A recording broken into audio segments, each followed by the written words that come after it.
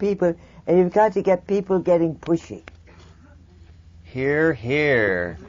Get pushy. We've been polite too long. I mean, the gentlemanliness of this debate about saving the world. Is it gentlemanliness or timidity combined with laziness? Timidity, gutlessness, cupidity, ignorance, momentum, all those good values. Well, why don't we break for lunch and come back to this at 1:30? Thank you very much. Thank you. This is a wrap-up session. I'm going to have to leave at its termination. I want to express my special deep thanks to Nicole, who has performed gallantly and above and beyond the call of duty. Well, I'm a war horse at this, my dear. I feel like I led a virgin into a dance hall, but you dance very well. Thank you. I would like my fantasy is to see Nicole become the Mother Teresa of rainforest salvation. We'll keep her card playing and heavy drinking off the front pages and to sell her as Mother Teresa in green. But this is serious business that we're engaged in, and it is, on one level among ourselves, it is communication and sharing and opening and building consensus. But when we turn away from our family and out toward the uncomprehending or even hostile world outside, then it becomes propaganda. It becomes a struggle for the hearts and minds of people everywhere. And I think most people are with us. It's simply that they haven't had it explained to them in such a way that they were able to realize that.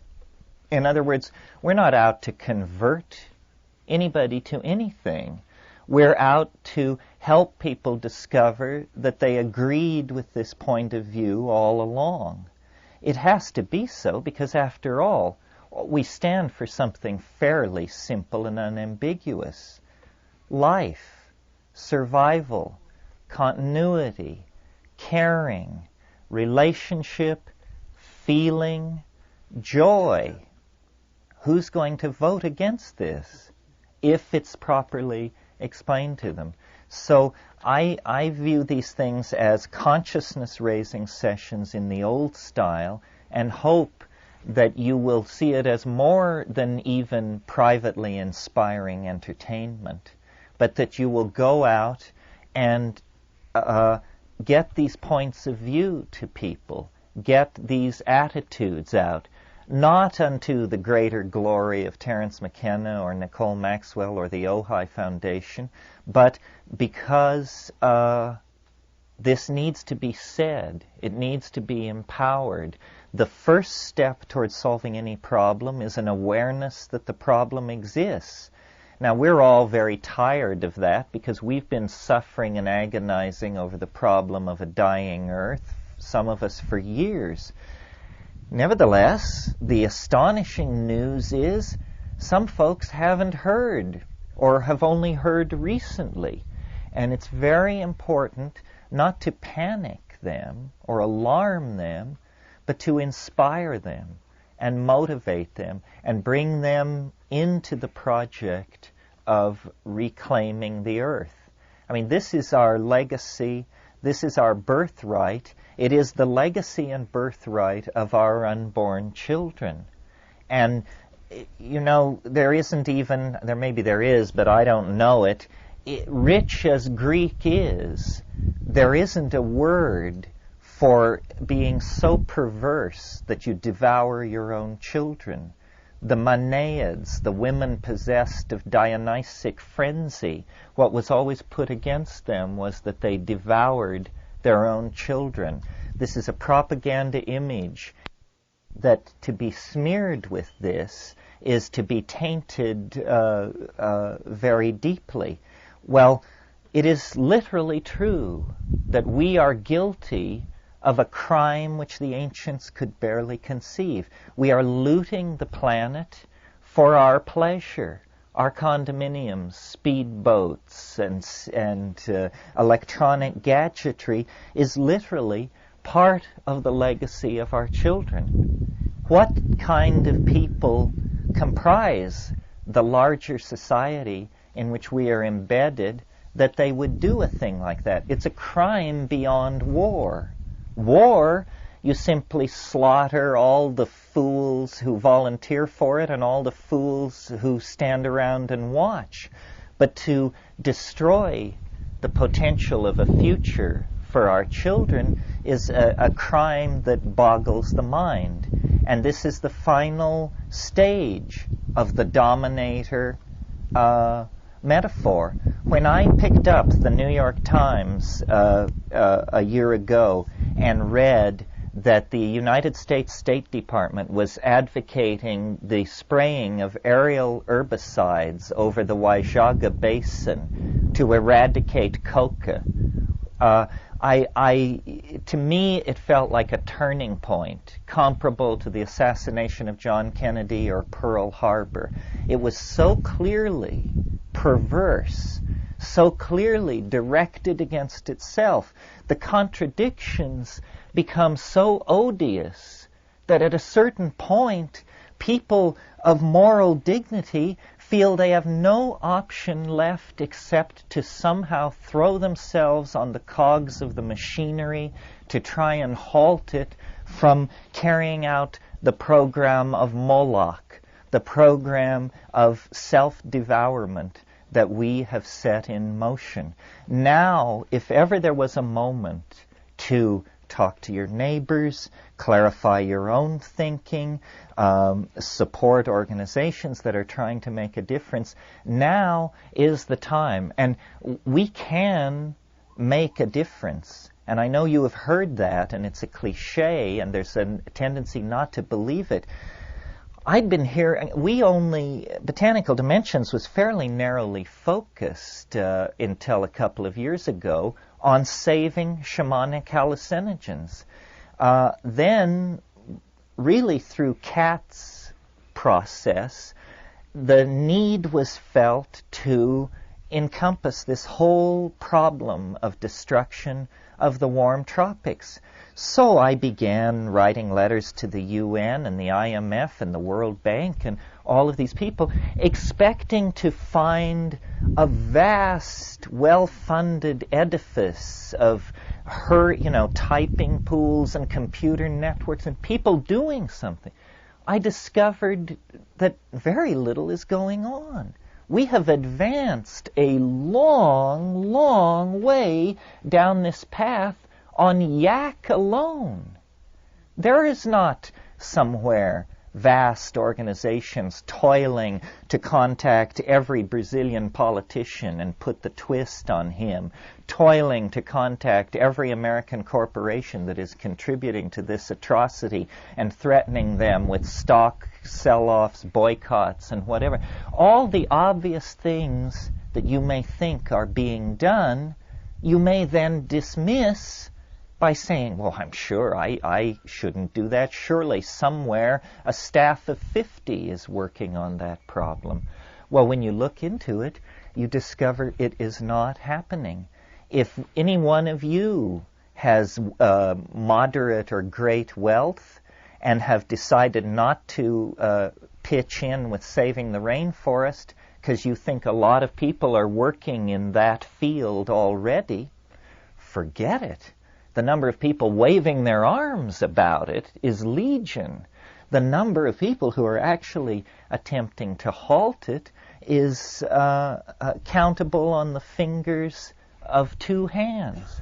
So, and every issue, I think, is like this. The gas weapons, the fight against formula over breastfeeding, all of these organizations piddle along on peanuts, absolute peanuts.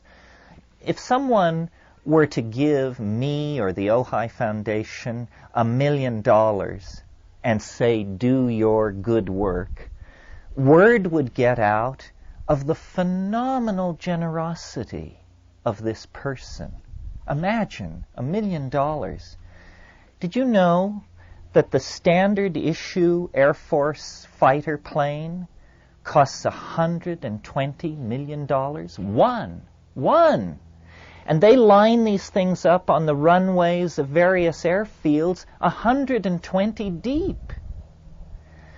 We are completely paralyzed or unable to perceive the disparity in the way the money is spent. If someone were to give, or had even the power to give, because private wealth is not like governmental wealth.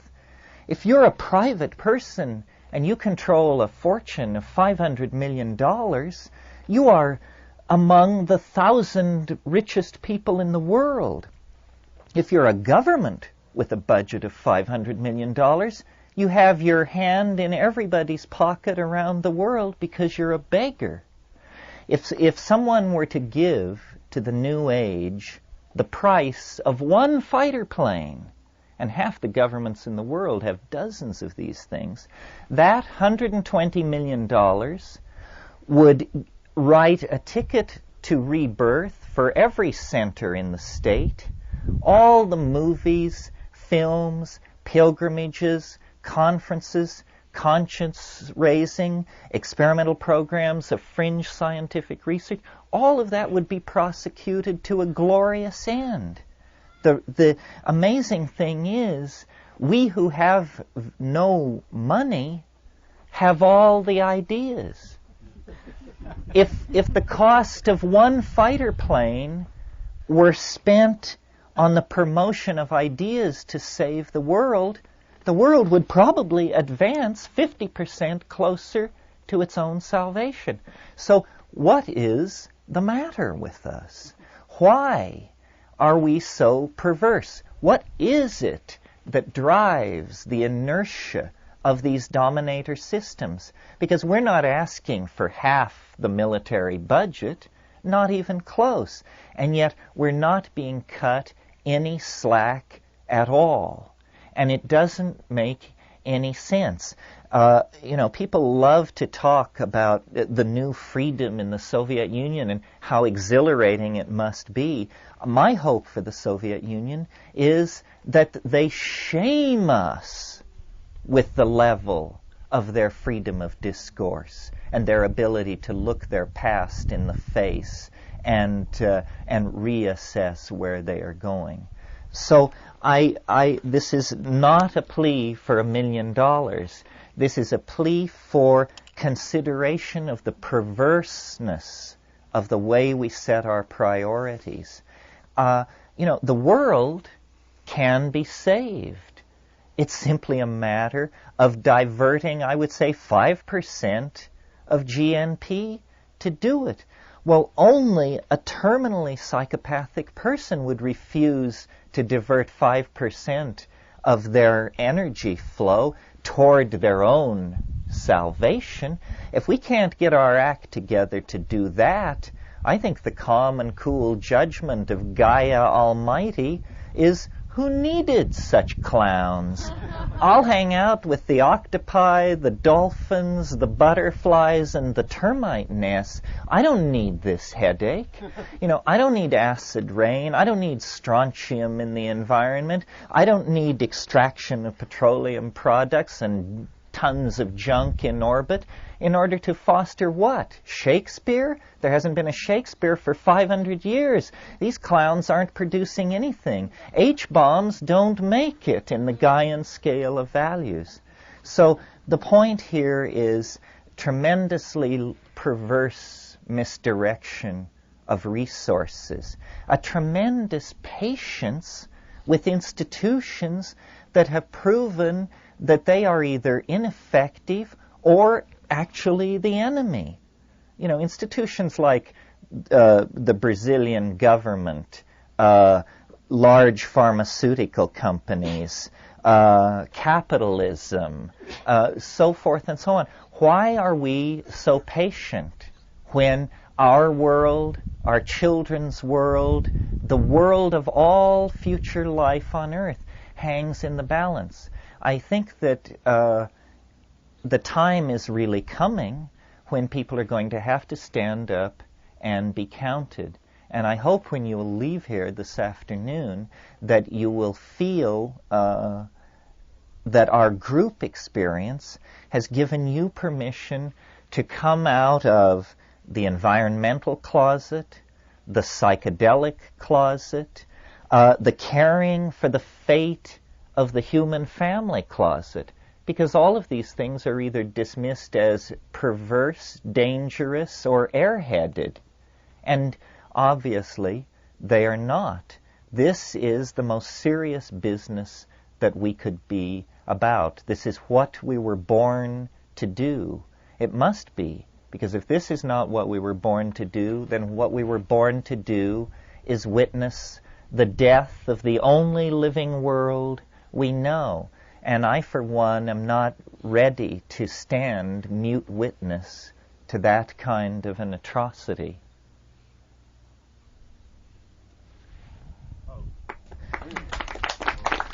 Do you want to add anything, Nicole, and then we'll take more questions? Anybody out here? We'll take questions now till around 3 o'clock. Daniel. What's happening currently with research on some of the plants that you're doing, Nicole, and trying to save? I know you say not much, but are you getting any interest from natural products people or anything? Well, yes. I mean, we're sort of in a bind, a time bind. We now have many of these medically interesting or potentially medically interesting plants growing, but they're not yet large enough that we can make bulk biomass harvest for research. In the next 2 or 3 years, we hope to be able to do this. We are growing Castanospermum australis, which is a plant with a potential impact on inhibiting the AIDS virus, and we're beginning to supply a lab with that. Hopefully, Sangre de Grado will come on. The tababuya? Tababuya, we're growing that, and we're hoping to create a scheme. We have that, the Uncaria. Those are terribly important. I have seen them work. I have seen a man who was sent to Lima with cancer in terminal, just no prognosis at all. I went over his medical records, and he had 10% cancer cells in the bloodstream. At the time, they came to him in the hospital and said, the doctor said, "It's awfully sorry, but you've got to leave because we're going on strike tomorrow." And so it was the biggest break he ever had. Some friends came to take him home, and the doctors told him, "He's got about 9 days left, he's dying now."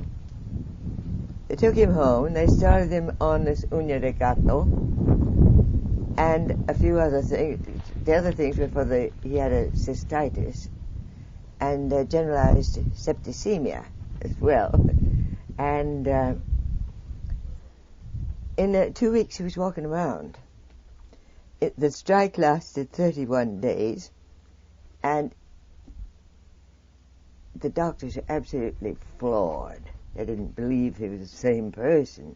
When I met him, he was back at his original job. He was 54 years old, I think, or 58, which was teaching ballet and flamenco. And flamenco, I have done a lot of dance, and flamenco is the most exhausting thing I have ever attempted.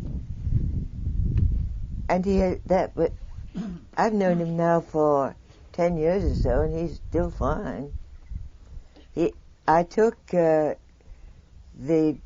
director of the Ciba-Geigy Cancer Ontology Investigation Laboratories.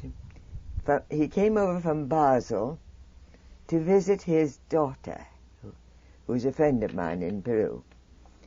And I took him to see him. He flipped. He said, "You've got to get me some of that stuff." After he examined the man, said he had one small node, totally inactive, on a bone, on one rib bone. He said, "You've got to get me some of that." I did.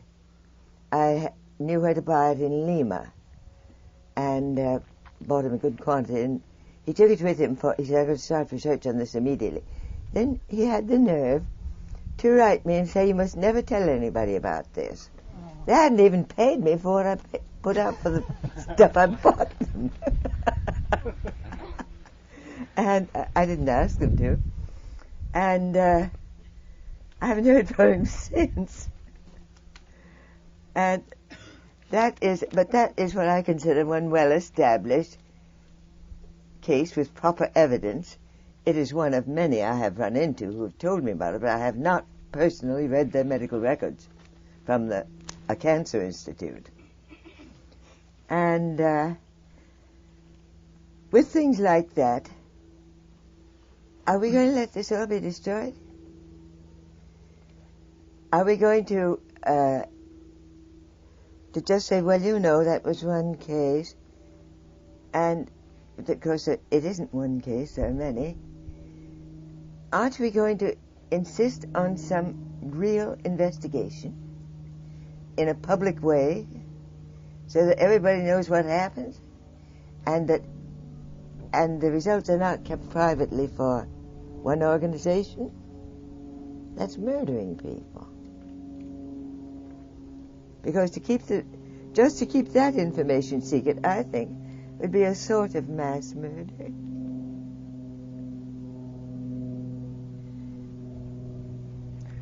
Yes. Yeah. A lot of your stories, Nicole, have involved part of the players in the story have involved an encounter with a physician similar to the one you just told. Yes. And many of the stories make the physicians look muddle-headed. No, not necessarily. They are muddle-headed. What physicians? Perhaps that's the answer to my question. It's not the physicians. The question is, are there physicians in or around the jungle or that are allies of your point of view? There are a few. There are more and more coming in to do research on it. Not so much in this country. Germany. I have just been over there at the invitation of an institute that was founded by the wife of the president, he was president until 1984. And she is an MD. They have now 44,000 members. They are testing things like that. In Germany, you can buy all these things, you see. They're offered to the general public, and physicians supervise their use in many cases. Why can't we? Why does it have to be kept secret? What's your notion? What's the answer? Why is it being... The answer is to get people saying, "That stuff's there, we want to see it researched." Why isn't somebody doing some clinical investigation? And you say European... You're in Rome. I have his name written down somewhere. I brought with me his name. There's a man at the University of Rome who's working on this, and he's doing some very interesting work. I think it was he that established the low toxicity of Uña de Gato, and which was he found it to achieve any semblance of a toxic effect, they had to give more than 1 gram per kilo body weight of concentrated extract. That's kind of a high dose. And but this country, no. a good example or a good case that shows how all this works is the AIDS problem, which as soon as it was identified and they knew what they had on their hands, they took two directions. Some of these big pharmaceutical companies, it's called rational drug design, where you know what you want this molecule to do and you design it. What I understand by jihad is he's saying people who don't agree with us can convert or go under the sword. I haven't reached the end of my rope to that degree yet, but I do think politics as usual, even revolutionary politics as usual, is not enough. There has to be an almost religious intensity to this. I think we'd have a religious intensity if we were personally struggling to save ourselves from drowning or to escape from a burning building.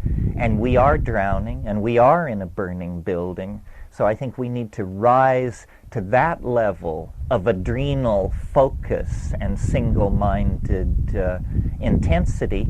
And to my mind, what this means downstream, not now, but downstream, is a psychedelic religious option. I mean, I hate the word church. It will not pass my lips in an affirmative mode.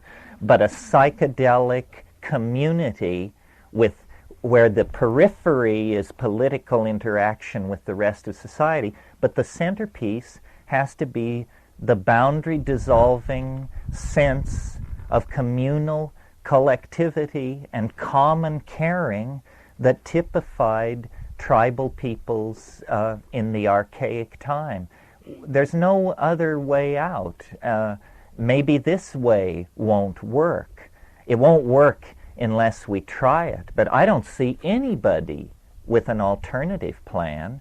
Most plans to solve some problem are directed at some fairly short-term problem. But I think we need to think about the next 500 years, and in a slightly less intense mode, the next 1,000 years. I mean, what are we to make of ourselves? Whither mankind? Are we to be ultimately viewed as a cosmic accident, the perils of unfocused intelligence? Or can we reflect the inner dream, the inner image of wholeness that inspires us and makes us more than animals and raises us up as a simulacrum of the goddess? That's what I would hope for. And thought, cognition, planning, caring, emotion, communication, intentionality, focus, and authenticity are the domains that we have to be in order to carry this off. You wanted challenge? Some of you have made fortunes. That was no challenge. You wanted a challenge? Save the planet. There's a challenge. That's what everybody who came before did. They participated sufficiently at least to pass the buck to us. Can we participate sufficiently to pass the buck to our grandchildren? Or are we just going to go down as the lamest generation in the life of the planet? I can't believe it. I know too many of these people. I love too many of these people. We just need to do our best. As the Grateful Dead say, just a little bit harder, just a little bit more. You can't go back and you can't stand still. If the thunder don't get you, then the lightning will. So forward into the future with a high heart and reasonable hope that we can make this planet into a living reflection of the inner dream. Thank you all very, very much.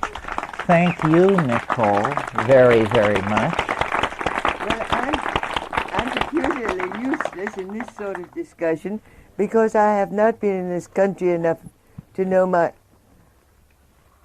whom I want to shoot. I'll point the gun. You pull the trigger.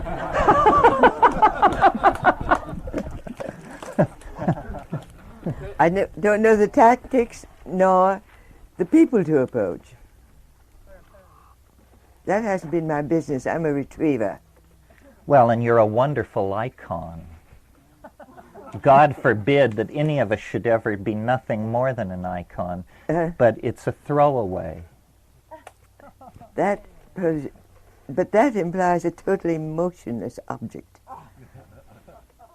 An icon? Well, you pose as an icon. It's just a part-time job.